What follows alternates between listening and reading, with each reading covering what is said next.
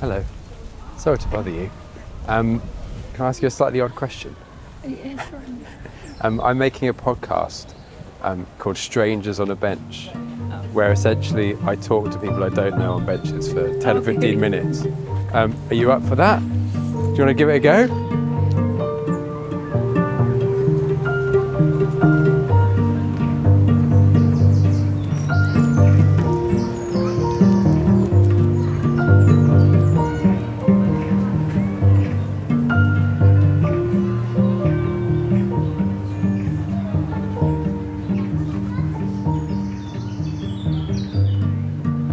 So, you've already heard 2 episodes. Do you remember? They were great. One was about throwing the mobile in the pond. Yes. That was the second one. And the first one was the guy who'd been to prison. Yeah. And that was So brilliant. you're 2 down. I am. Many more And to here we go. are. And here we are. Here we are. That's so strange. Can we say where we are? We're allowed to say where we are? Yeah, why not? We're in Lewes, on a bridge that I don't know the name of nor the river we're over. Do you know the name of the river? I should probably know that, but no, I can't remember. But it's a good spot. It's a lovely spot, yeah, that's why I chose this bench. The reason I'm here is because I'm on jury service. So that's the first. 300 plus down. Yeah. Not had anyone on jury service. Yeah. At that moment. Yeah, and I haven't been picked, so that's why I've got a moment to sit here, and I brought my workbook along and I've just come out and thought I'll have a moment. Not much of a moment, and then you got another moment. Well, I had a moment before, so that's all right. Do you know why they'd pick certain people and not another? It's very all random. random. So there's a certain amount of you that go in, and then your names are all on cards, and then they pick 12. Were you very excited to get the call? Get the call up? It was interesting. It's actually the second time, so I was surprised to get it again, I suppose, in a way, because you think, what are the chances? But it's just random. I've not had it once. No, and lots of people won't, will they? But yeah. No, I should do some kind of come and get me plea to the to the authorities. Yeah. I don't know who won civic duty. Civic duty, absolutely. Funny word, civic duty. I don't quite know what other things count No, as what civic else duty. comes under that? It's just kind of not committing a crime. It's just not pushing someone over on the street. We need to kind of, you know what I mean? It's just, what is it? What is it? Waving? We should look that up. Say good morning to people. Yeah, we should look it up and see what comes under civic duty, shouldn't we? But it's one of those rare ones which is just like definitively jury service is Yes, civic duty. you know That's that, pretty don't much you? it. Yeah.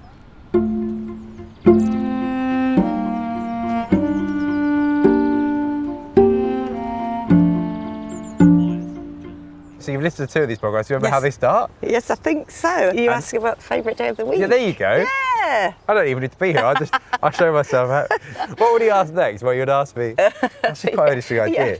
I've yet to do that. Just leave someone on a bench to and say, talk. you just talk as long as you can. I've got to go. Yeah. You know what? Now we've said that, maybe, you know, if we're happy enough in a certain amount of time, I'll leave in 3 minutes and just see what happens. See what happens.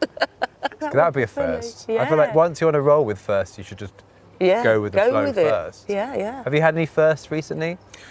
I did play pickleball recently, first time. Is that the Tennessee one? Yeah, I wasn't sure which was which. There's a few now. Yeah, there are paddle and pickleball. I wasn't sure which was which. It was really good. Really enjoyed it. Why did you do it? My friend and I were away. We're in Northumberland. We're staying in the countryside in a lovely tree house that we've stayed in before. Very contemporary tree house, and they've got tennis court there. In the treehouse? Just outside of the grounds. So you're getting a treehouse moment. Yeah. And at the same time, your pickleball. Yeah. It's lovely, actually. It just works really well on trust, and they've got an old red telephone box in the grounds, and that's where they store all the tennis. Sweet. Tennis rackets and That's everything. what they're used for now. Yeah, exactly. They found a real good use for it. Yeah. More games, eh? Yeah, more games. It was They fun. feel good, don't they, the games? Yeah, they do. I've got a good game story from the other day where I'm quite a ping pong fan. I like ping pong. I'm not brilliant at it, but it's just such a lovely thing to do. And I play with my friend Sid. We went where we normally would play. It's next to a college. And it was incredibly windy. First thought was like, oh, well, that's just not going to work. And the second thought was, you know what, let's just try. Go. Let's just try. How was it? And it was just so funny. Obviously, it was ridiculous. You're competing against the wind, you touch it slightly, and the ball just flies a mile. Just to take and it's like, well, this is completely ridiculous. There was one end we couldn't win from. Oh, I'm sure. And so it's just, but there was a magic. Actually, I realised, Yeah. and half of it was just playing in the first place and just getting involved with the silliness. Which really, is isn't good it? fun, and it's what we both needed. We've both been really busy at work, and I actually said that at the time when I was playing with my friend. I said, we're having some of that fun that we said we both needed, aren't we? It was really like a moment thinking, I'm really enjoying this. It's really fun. I was going to ask, when you mentioned the red telephone box, Yeah. do you remember in your past the most important call, or at least a memorable one you can remember even, from a telephone From a box? red telephone box. Does it seem, it's so funny how very quickly the thought of diving into this red box to communicate with someone seems absolutely mad. It seems yeah. like something from like 500 years ago. Exactly. When actually it was like, 20 years exactly. ago, 25. Yeah, I mean, it Hang is on, I'm just from going to go another into that era. red box and then you'll be able to call someone. Didn't the red box? What's Nowhere wrong else. with it? Yeah. Where's the thing in my pocket? Funny. I do remember ringing somebody I'd met on holiday when I was only 17. And met this boy, this Dutch boy, and I remember ringing him from a red telephone box to arrange to go over and see him actually, Yeah. which was quite something to do at that age really. And I ended up going over and had a great time. But All started in the box. it all started in the box.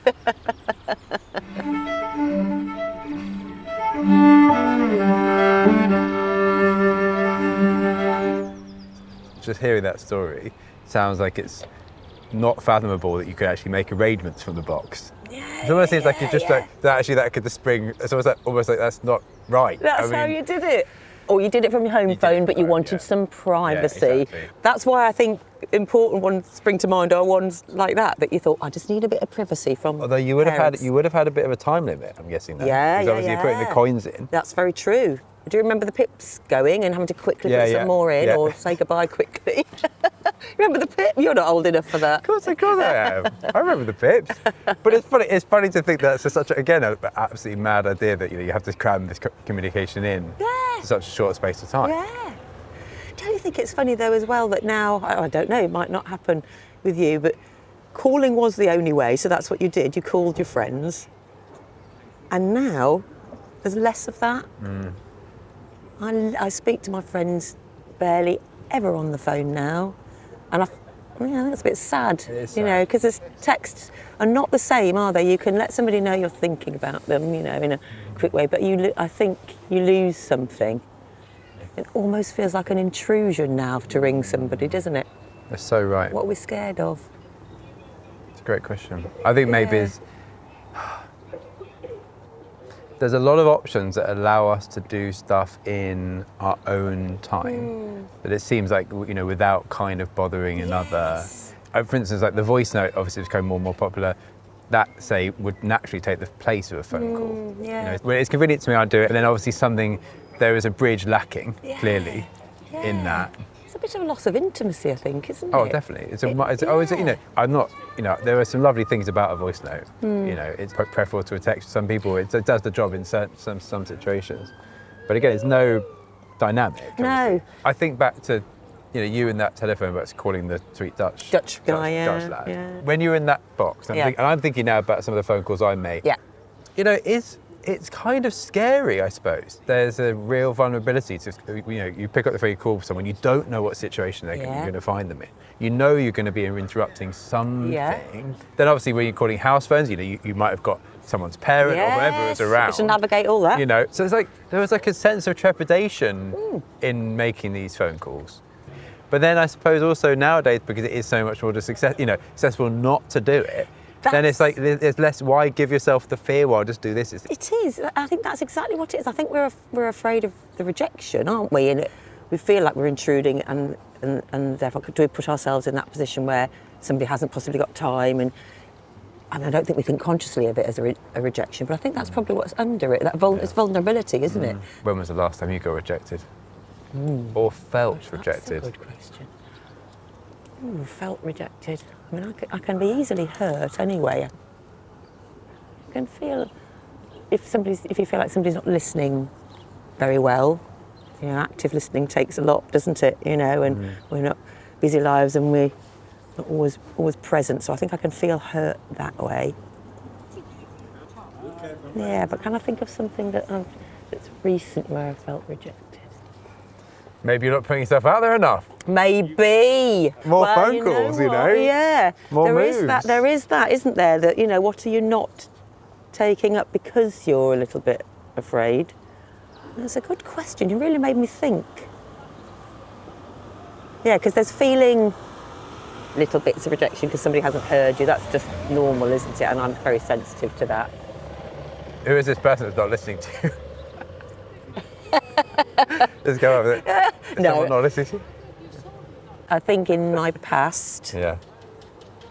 Who would I you... think as a child growing up, I think family, you know, perhaps not listening. Who was the key person you think did not simply listen enough to you? My mum.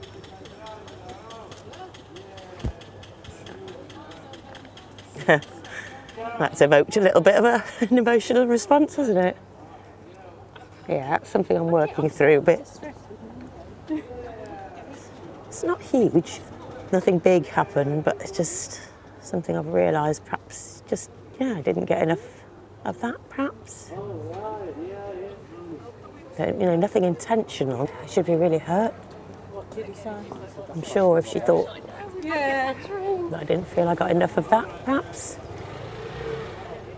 But clearly, at the same time, that can still have a bit of an impact, can't it?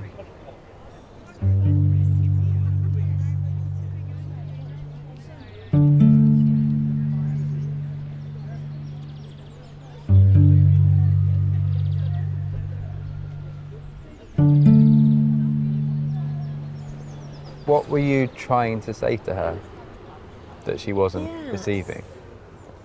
I think overall it was possibly just about just taking notice of.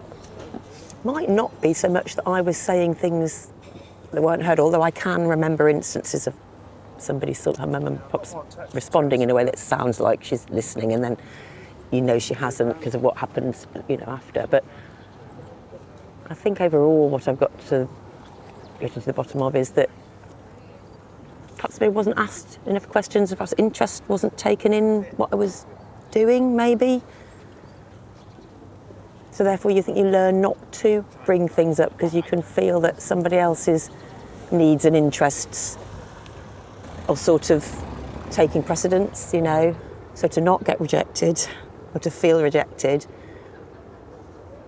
you sort of just go along with their topic of conversation and keep yourself just in the good books and Is she with us or yes, not? she still is with us. Yeah, she is. Yeah, she's in the early stages of dementia at the moment as well. So, but only very early. So sometimes you wouldn't know. Yeah. Do you think it's possible to get anything from her now that you would want, or is that too much? Yeah, it's interestingly, I talked with a therapist a while ago now before Mum had dementia, and they made the decision that actually bringing it up in any big way probably would have done more harm, I think. Yeah. So just trying to understand why I feel like that and take responsibility for then how I show up and what positions I put myself in. I suppose boundaries, talking boundaries to some extent, aren't you, in how much time you spend, what you share. Yeah, work in progress still.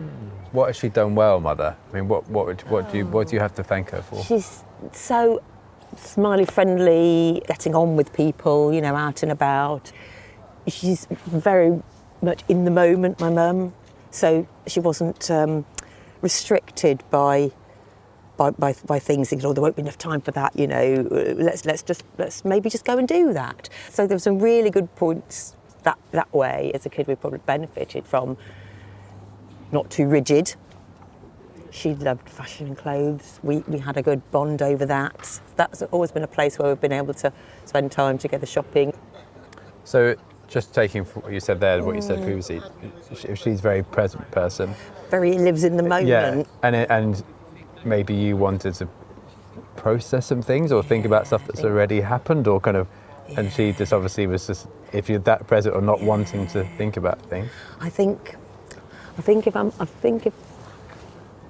there was a little bit of perhaps chaos. Perhaps not chaos is too maybe strong a word, but where there weren't the boundaries for, we can try this, we can go and let's do that, and it also didn't sometimes create some of those realistic and safety sort of boundaries that you needed as well. Do you have any idea about why, if her being so present was more of something that wasn't her first choice, say something that she just had to be because she didn't want to be the other, or didn't want to reflect too much on whatever she would be reflecting on? Can you think about what that would have been? Would she have been trying to avoid that? I'm not sure. I feel more like her bandwidth is just taken up with what's happening in the moment. There's a lot to attend to. Whether now she would be diagnosed with ADD or ADHD, I don't know. I mean, speculate just because I've come across a lot of that through, my work. And I do think just attending to what was happening in the moment took a lot. Therefore, to stop and think, right, do we need to reflect? Do we need to process? Just not so much in her nature. I think she actually shared with us that she didn't always feel as a child getting into trouble for this very thing, like because she was a bit, a bit sort of, looking at the clouds and looking at the this and looking at that, and it was pay attention from a mum and others. Pay attention to this, what you do. So I think, she it's probably... just the way she is. Yeah, it's just the way she is. Hence why feeling that you've slightly suffered because of that is hard, because she is how she is. And I think what I've had to be okay with is that those two things can happen at the same time. She was doing her best and didn't mean anything, and it can still affect you, because as children, you're very, very formative. And we're all limited in some way. Exactly. We've all got these blind spots that we just can't cover, no matter how much someone may say, well, have you thought about this, can you not do more of this? And sometimes we just don't have it in us. No. And we're of a different generation. I'm really interested in growth and trying to understand formative experiences and how that affects us in a positive and less positive ways. And everybody is affected by their childhood in positive and less so, because nobody can get everything right, because we are complex creatures. But also, there's openness to that, isn't there, to reflecting and getting therapy, and if you're interested, to try to find your blind spots, and I'm really interested in that. But that wasn't something that previous generations had so much access to or thought about, and that's it. So it's different.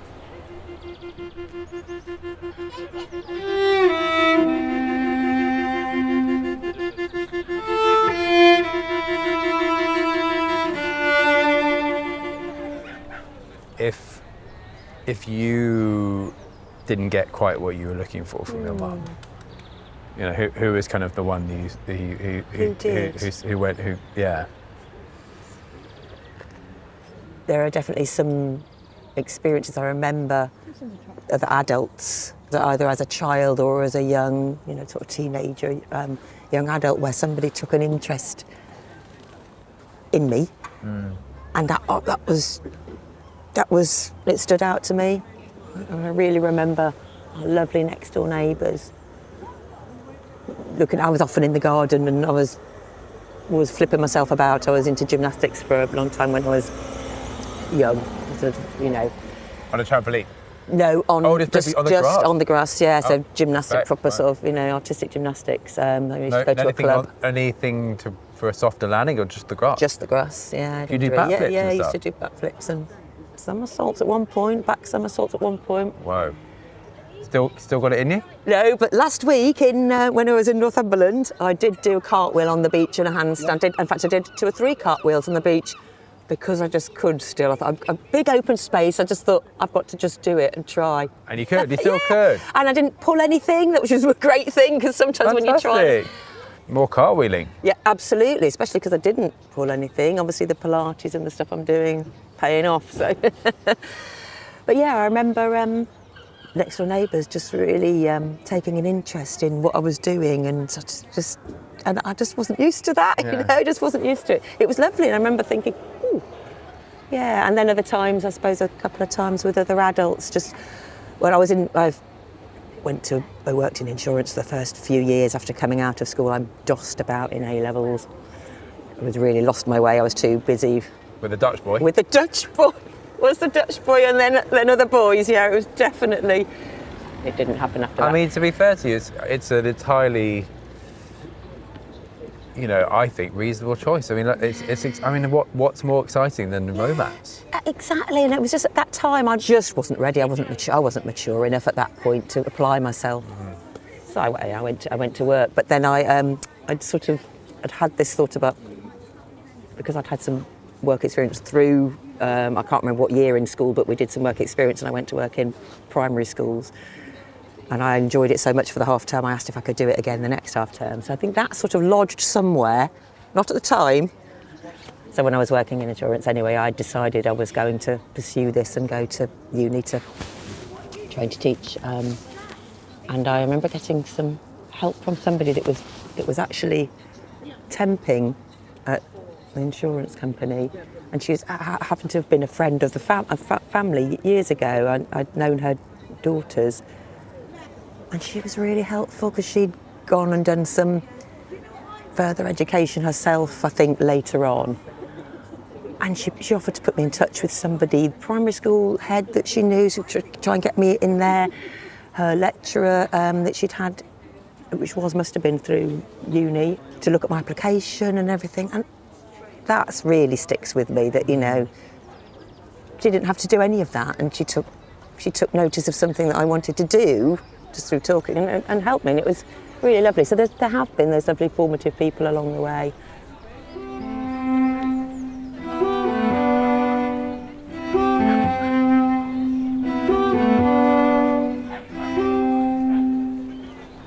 This might be an overreach, but I'll say it anyway and you can tell me if it doesn't make any sense.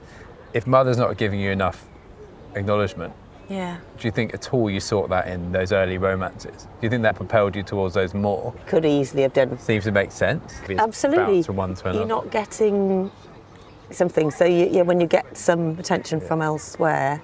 To be heard is so important, It is. really, isn't it? I would say it's a central tenet of love, really, no? Completely. And yeah, I think making those connections where you can, which takes us on to how I ended up down here in the south, really. So now I'm living down in the south coast with well, what do we call her? Call her my best friend. Probably morphed now into calling ourselves partners, because we saw something in each other and just had such a connection. And we even think quite a lot of that is because of being felt to be seen and understood by each other on a really amazing level. I'm so lucky. Yeah. I've got lots of questions for you, but how did you meet this person? Yeah. Through work, so through teaching at the same school. And we just got on. But very quickly there was almost a need to be together. It was really quite something. But at the same time, it wasn't about attraction in a way that you would, been attracted to, boys and men. But there's that need to be together. And And we changed our lives because of it. We were both in long-standing relationships. Came out of those and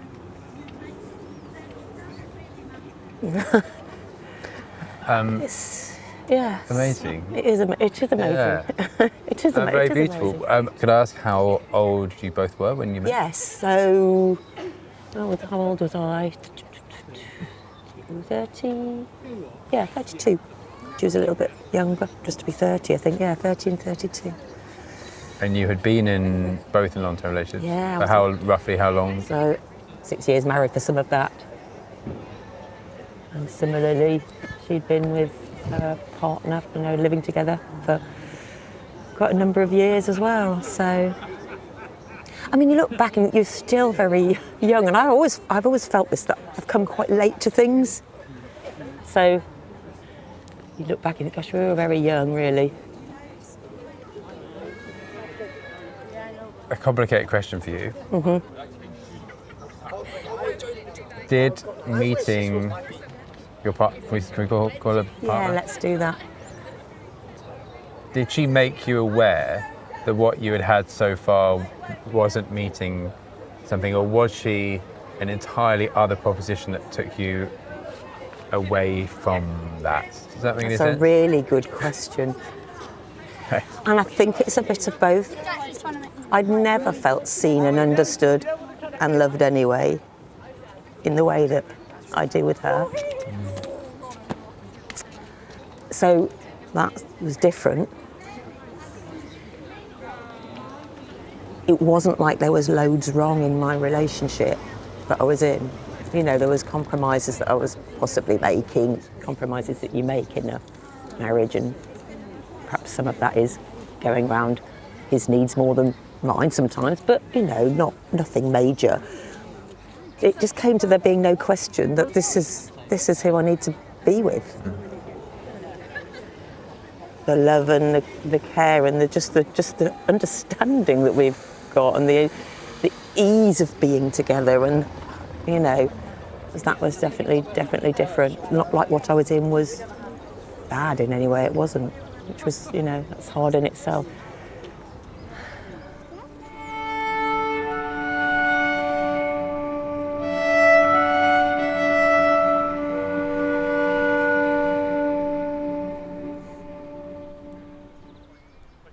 The way you described your partner initially, is like, well, I met this person. Sounds like a light came on from somewhere. You described it initially as like an amazing friend. Then you say, well, that actually really is a partner. There was no particularly like sexual, romantic, whatever you want to call it, like that. Just purely just based on a kindred spirit. Yeah, absolutely. Can you explain, without prying too much, like, did you kind of grow into that side eventually, or how did that work? Or maybe you haven't, for all I know. You could just be completely platonic friends living together. Absolutely. Which would also be completely fine. Absolutely, we are. And that's what we are. Yeah. Which is why we now use the term partner. Yeah. But it's felt strange saying that, because it's not that sort of romantic and, sexual relationship. It seems different, but, come into the modern world. Here we are. But yeah. So again, stop me if any of these questions are too evasive in nature. But there's never been a romantic element to this. It's I suppose it's what you call romantic, isn't it? It's hard to. Well, yeah. If you're talking physical, yes. It's not. We're not talking that that relationship. No, it's just. Yeah, I suppose it's that need to. Do you share a bed? No. No. And No. you have you ever? No, not No, in yeah, a, okay. other than So I would just say it's that- ease for. so I would say yeah. Yeah, no, we have no. This is why it's always been hard to categorise, for people, because and now somebody would say people would want to label you as you're asexual or you're whatever, and it's not always as simple as that, is it? Because the thing about labels is you could have a million of them. Yeah, Doesn't yeah. mean you can capture anything. Yeah, The dynamic of two humans is always unique. yeah, There will be people out there who have had a similar situation to you, who probably, because of the fact it doesn't fit into certain labels have stressed about it. Yeah. And yeah. maybe not gone through with what feels right. Yes. Because they're like, well, how do I explain this to Uncle Philip at Christmas? Yeah, how am I going to say it? Well, I absolutely. can't really. So And maybe, put people off, absolutely, because it's not neatly categorised. when I hear that, I think, what a beautiful sounding thing. It is really interesting, isn't it? And it's so sometimes a lot is put around that sexual relationship anyway, isn't there? But then also even wider than that, a lot of listening to Esther Perel. She's a brilliant psychotherapist, isn't she? And she's done a lot of work on couples and intimacy, and her definition of intimacy is just so much wider, and the erotic as well. The way she talks about eroticism, she talks about that through the arts and everything, not just sex. So I mean, I think everybody thinks of intimacy as has to lead to sex, Certainly what my partner and I have got is a really intimate relationship, and that intimacy is about being able to be your full self. Yeah. And that's really special. Yeah. Completely.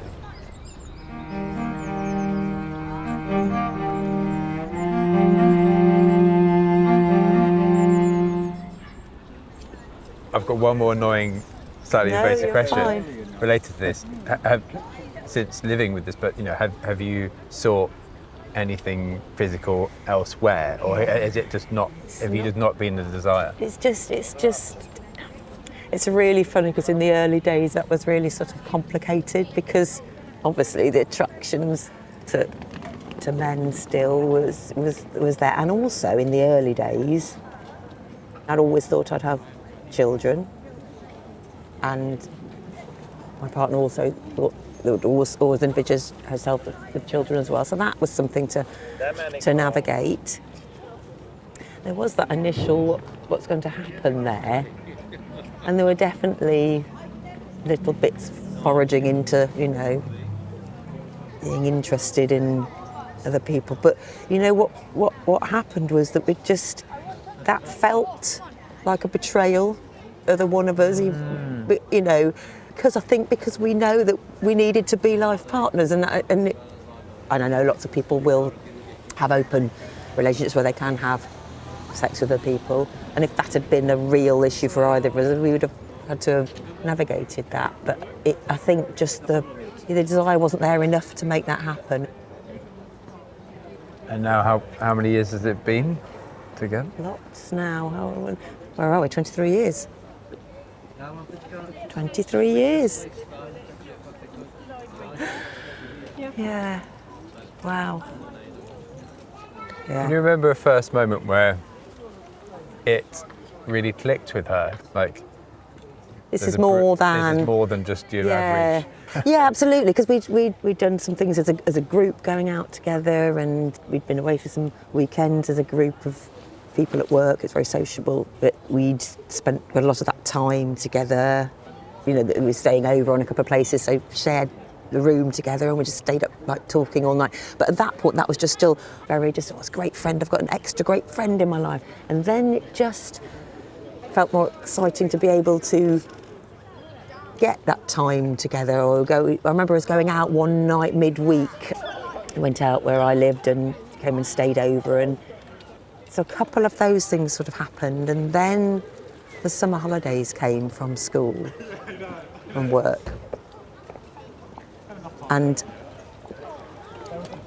I remember driving over to a hospital appointment with my husband at the time. He was driving, and a song came on the radio, and it really got me and made me think of her. And it really, I thought, oh, that's a bit different. That's a longing. Gosh, okay. The power of a song to kind of unite you with that feeling. Absolutely.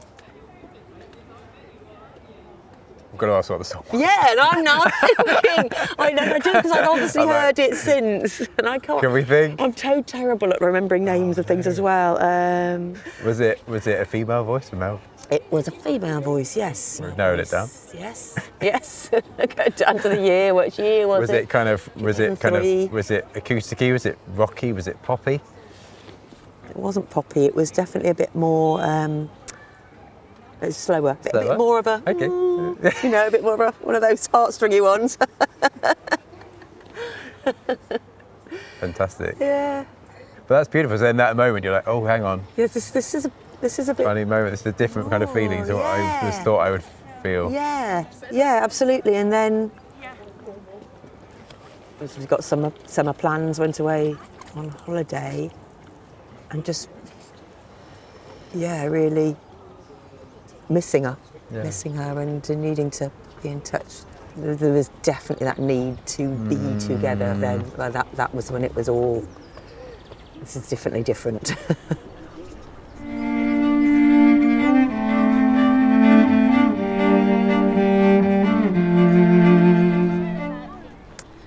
Another big question for you coming up. What has having your kind of needs met by someone, if we can say that, or having your, or to put it simply, being understood,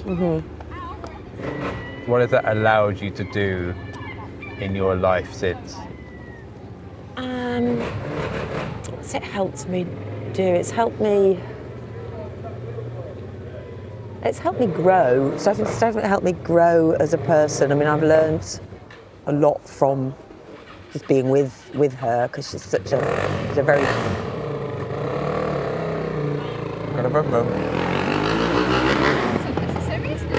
She's a very good person, so it's opened me up to, her viewpoints on things, and she's very socially sort of very aware, and I think it's just, overall, it's just allowed me to be more comfortable with being myself, allowed me to relax and be myself fully without having to sort of think, how am I being interpreted, what are people thinking of me.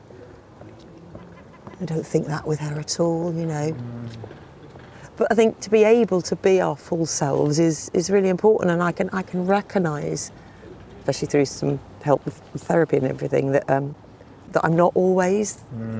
Yeah, so she probably gets some of those bits that are more real. There's a wonderful quote from when I was 18. My father gave me a book by Joseph Campbell, Australian philosopher, writery guy, and a few quotes that dot around here and there. One of which has stayed with me is, "The privilege of a lifetime is being who you are." But that is that, isn't it? It is. As in, that's what we all kind of really work towards. Or what is there really to strive for beyond that? Like, it's just the magic, really. It's just the key thing. And it sounds so simple, doesn't it? Be who you are. We all are just who we are. But actually, I didn't realise I wasn't being. Yeah.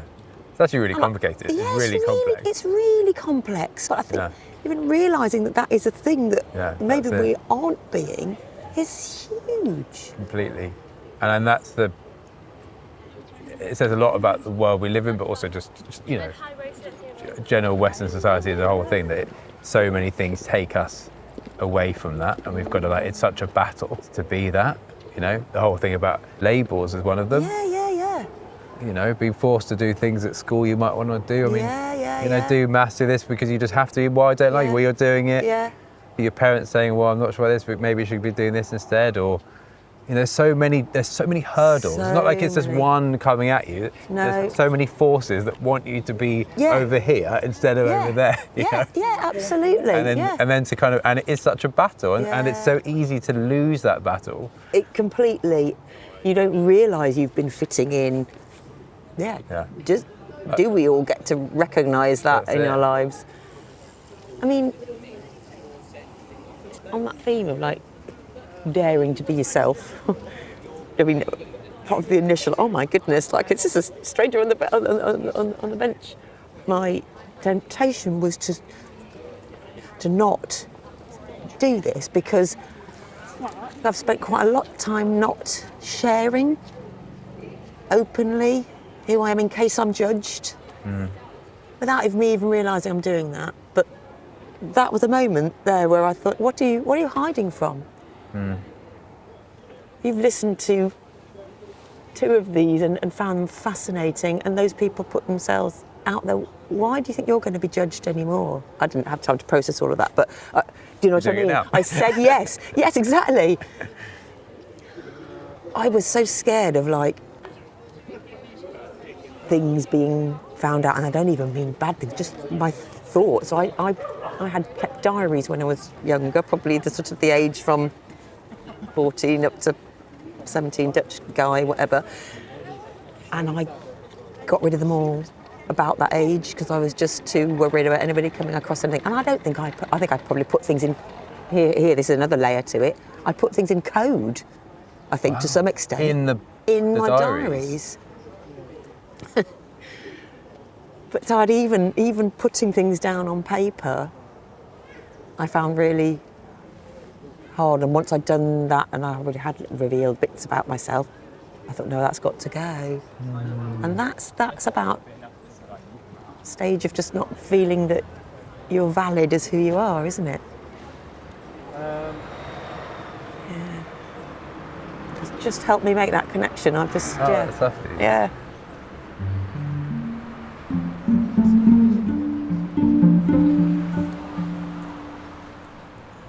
With this podcast, people comment. You know, you can make comments on different places.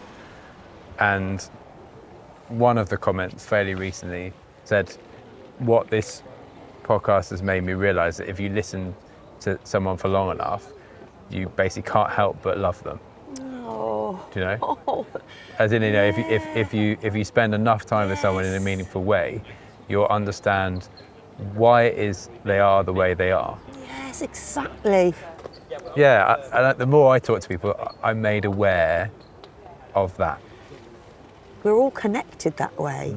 We started off talking about phones, didn't we, and being separated by not enough connection that way. I think there are not enough connections often. It's so easy to judge, isn't it, from afar. When you get to know somebody, like you've just said, you recognise we're all just That's it. And there are some people.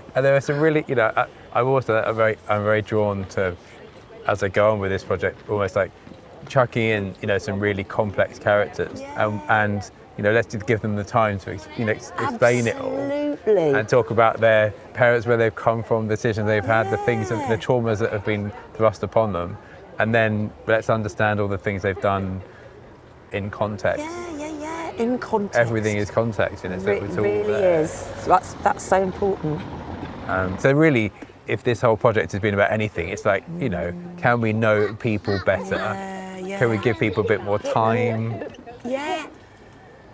And to be fair to like everybody, really, it's the structure of society that doesn't allow for the time of that. Yeah. That's not the individual's fault. You know, we think we're doing it well, we're just not. No, we're not. Capitalism, just, you know, and that drive for like everybody's got to be in work, we've got to keep everybody busy, and, you know, just all these things that are constructed just to keep us away from each other. Yeah, the amount of hours we have to put into working and then recovery from the work. Yeah. Who's going to have a time to go and talk to anybody on a bench? It's mind-blowing that it is a luxury. But yet, So, when we started off, saying that actually to be seen and understood and heard is it's fundamentally what we need, isn't it, as a human? So therefore, why don't we see having time to spend talking and properly active listening with people as a pastime that we should invest in? I really think for me it's like the most obvious change. You know, as we've discussed, like the first thing people need is more time. Yeah. We've been able to have a lovely chat this afternoon because we both weirdly have time. Yeah, very unusually. We let out from jury service. You could have easily been called, you know, your name chosen, that's gone now. Yeah. I'm talking to someone completely different today, and it's not the same conversation. Yeah. And I'm very lucky to have time as well. But yeah, the obvious thing that needs to happen is it's a 4-day week. Yeah, right? Absolutely. It just seems like so incredibly sensible. The difference between a 5-2 and a 4-3. 4-3 sounds like almost like a balance to me. Yeah, it does. 5-2 is not a balance. You know, No. 5 people playing on a football team and 2 people on the side. Yeah. Not a great Quite. balance. Who's going to win? You Yeah, know? and when they've done studies on that. I think I'm right in saying that they've made people more productive in the time that they're there, aren't they? Because you are so glad you have got more balance. Yeah. So without being too, I don't even know if this qualifies as a kind of conspiracy theory thought, but if indeed productivity is on par with a 4-day week, they're like, what is there to be scared of? Yeah. Like, and really, it's like, and then you actually start thinking, well, are governments stressed about the idea of people having time? Because if you have time, you have ideas. Revolution. Yeah, you have ideas. You make a revolution. You start thinking. That's it. That's what that keep everybody busy. Stuff, right? You start having conversations. When you have conversations, you start thinking, God, these people aren't the enemy. They're just like like me and you, or like we've been made for this and this and this about so. It's mad, isn't it? It's absolutely mad world. It is a mad world. When you've got time to stop and think, it really is. On this bridge we don't know the name of. No, they should name it after us.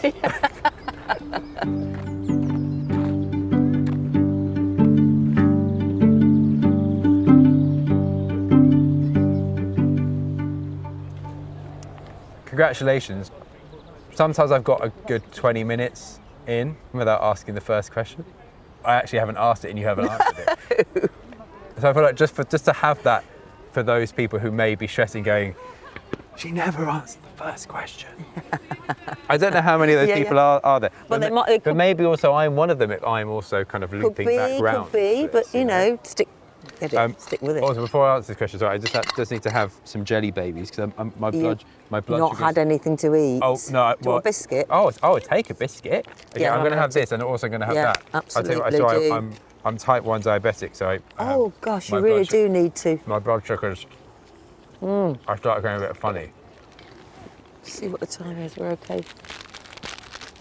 Oh, it's 4:30. I'm meeting my friend at 4:30. How long have you got? Meant to be meeting at, oh my goodness, at 5:15. So it's 4:30 now. I've got to get to. Oh God, have you got to get somewhere? Yeah, but I can put it a bit later. Okay. I can do it later. We can race through these 4 last. I can't open this amaretti. God, that time has just whizzed. That's amazing, and that's because it's good. That's because it's good, proper, in the moment together. In the early years world, in the reception age, sort of, that I teach, my whole background is in that. It's called sustained shared thinking. When you're really properly in something together and you're solving something through your thoughts, really properly shared, rather than just about waiting for your turn and not listening and not building on, isn't it? And yeah, that we've been in that. Totally.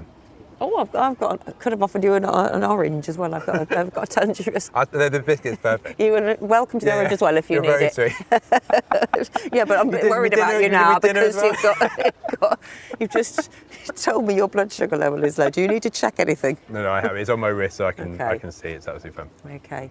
But anyway, right.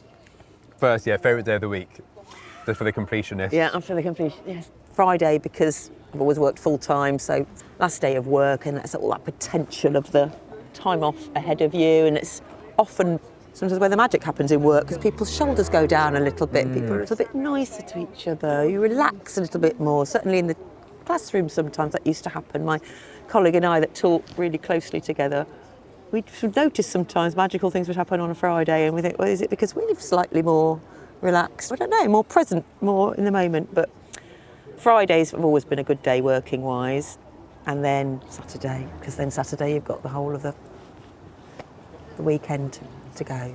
I quite like those answers because they almost like reinforce everything you've kind of said like, about society and the time, and time it kind of precious. has to be Saturday, but it's like you've been told it's Saturday basically. That's when I can connect with all the people I want to connect with, and I'm not bound by all of this work. When you're allowed to do it. Yeah. I mean, that was another thing we haven't done. We completely circumvented your whole kind of teaching life, which I think is like obviously an incredible, beautiful profession. It's always been like little. Yeah. So I trained for primary, but I always taught at all the different schools. I taught reception all year 1 and 2, but really reception mainly, and year 1 and 2 for only 1 year. So I just sort of became was a bit of a specialist within that. And then when I came out of teaching to do my advisory role, which I'm doing now, it was always around really young kids, and they're just great. They're just great. I mean, they're just sponges, and they're just there themselves, generally, more so at that age. It's a pleasure to work with.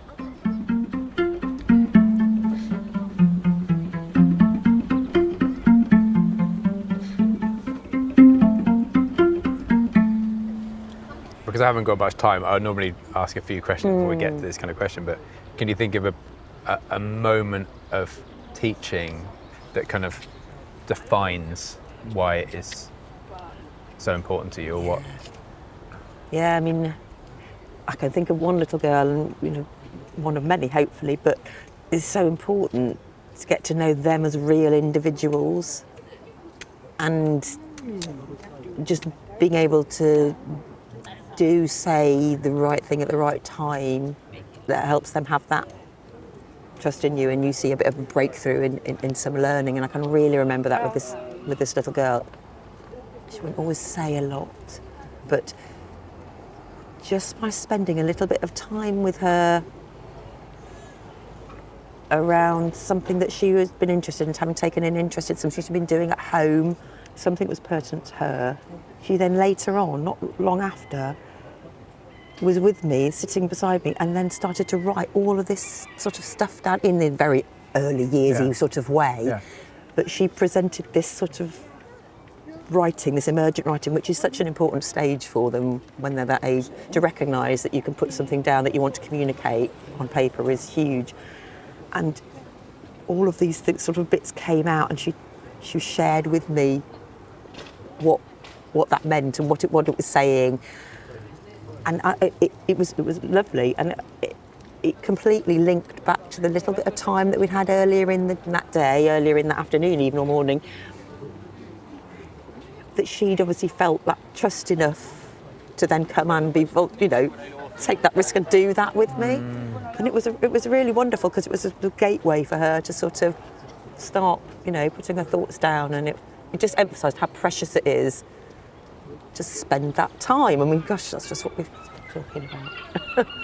Spend that time with kids on a one-to-one and get to know what makes them tick. Yeah, there's lots of lovely moments.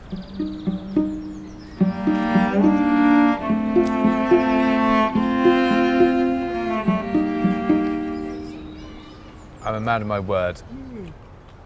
We said it earlier, and I want to do it because I've never done it before. I am going to leave you for, how long do you want? Am I just going to be talking? You can kind of reflect on what it's been like for you, or anything you want. Are you up for that? I don't mind, absolutely, So I'll leave you. I'll give you a couple of minutes. Okay. Are you okay with my bag? Yeah, of course. Yeah. Okay. See you in a minute. See you in 3 minutes. See you in 3 minutes. So I've just left her. I'm walking down the street, and let's see what she says. I'm obviously not going to know what she says until later. Well, that was amazingly interesting. Who would have predicted that my day would end up like this? I'm blown away, because I've just been listening to this podcast for the first time this week, having read an article about it in the paper, and then to be approached to be the stranger on the bench. Amazing. And it's just been so rich to have that time to have a conversation with a stranger, and to be tuned into, if I'm honest, like that's really special. Talking and listening to each other, and perhaps some of the things that we talked about maybe might show why I found it so valuable. So thank you. I really enjoyed it, and I'm so glad I was on this bench and took the plunge to do it and didn't hide away, which is possibly a tendency. My expectations were much higher, much higher. my day certainly turned out differently. And I'm so glad it did. Okay, I'm going to go back to her now and see if she's still there. Back I go. Can't wait to tell my partner about how my day turned out. I'm back. I've returned. Thanks for coming back. How did you get on? Well, we just talked. Whatever you did, magic. I'm Just- sure. Processing some of it, I think. Yeah, great. This podcast is maybe just doing this. Maybe realize if you have like any idea that can be done, you should do it. Yeah, You know, if it comes up as a yeah. kind of like silly thing, if it's possible to try it. Absolutely. Have the fun. Take it while it's there. It's a lesson for all of us, isn't it, really? I think there's room for a bit more of that in my life, definitely.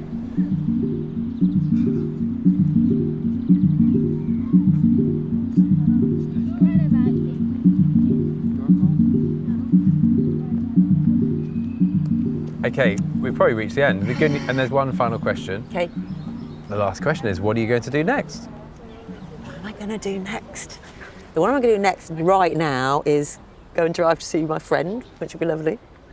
And yeah, then looking to certainly retiring out of full-time work at some point, but whether that means I do go down another avenue and do some other work, or whether I come out of it completely and just decide what I want to do and maybe go back to doing something else later. I don't know. Definitely feels like I'm a bit of a junction, that I'm itching to do something else. The Itchy Junction? No one's going to call their mum that. Let's not call the bridge this. We're thinking about names. No, it's not a good name. Everyone comes here when they're in a junction of their lives to sit and ponder, to itch. Shall I ask a passing person if they know the name of this? No, the bridge, yeah. Hi there, sorry to bother you. Do you know the name of this bridge? Has it got a name? Has it got a name? I don't think there's. Cliff Bridge, isn't it? Cliff Bridge, you think? Bridge, is it? We should know the body of water. Yeah, the river. What's Oh, River's Oh, there we go, Oh, it's the yeah, we've Ouse, heard of thank the you. Ouse. River. River? River. Thank you very And you think much. it's Cliff Bridge? This is Cliff High Street. Oh, I see. Because it's only a little one. Maybe it doesn't have a name. We're hoping it doesn't have a name. So you can name it after it. Google Maps doesn't Yeah. name it. Oh, there we go. There we go. We can name It's it. coming. Then. We'll It's name coming. It. Lovely. Thank you Thank very you. much. We're over the Ouse. Over the Ouse, there we go. That answered that. That's a nice word, isn't it? Ooze. Ooze. Well, good luck with all this junction-y Yeah. business. And thank you very much. I've really enjoyed Thank talking you very this much. afternoon. It's flown by. Thank the justice system as well. Absolutely, I will when I go in tomorrow or whenever I get the next. The person who pulled the cards out. Yeah, I'm really, really glad they didn't pull them. Oh, I know you know. now. And yeah, good luck. Yeah, thank you, and good luck with keeping doing this. And I just can't believe that that's happened today. It's just amazing. Timing is everything, isn't it? It really is. What are we scared of?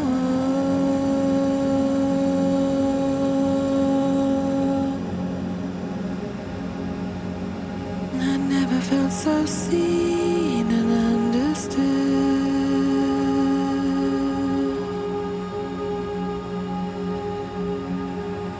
When you've got the time to stop and think,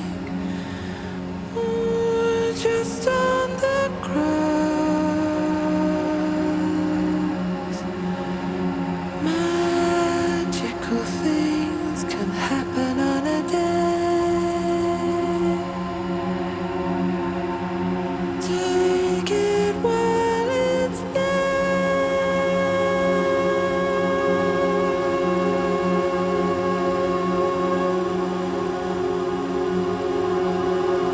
Timing is everything.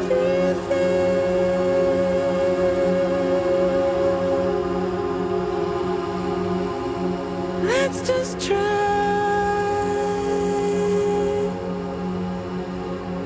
There's no question that this is who I need to be with.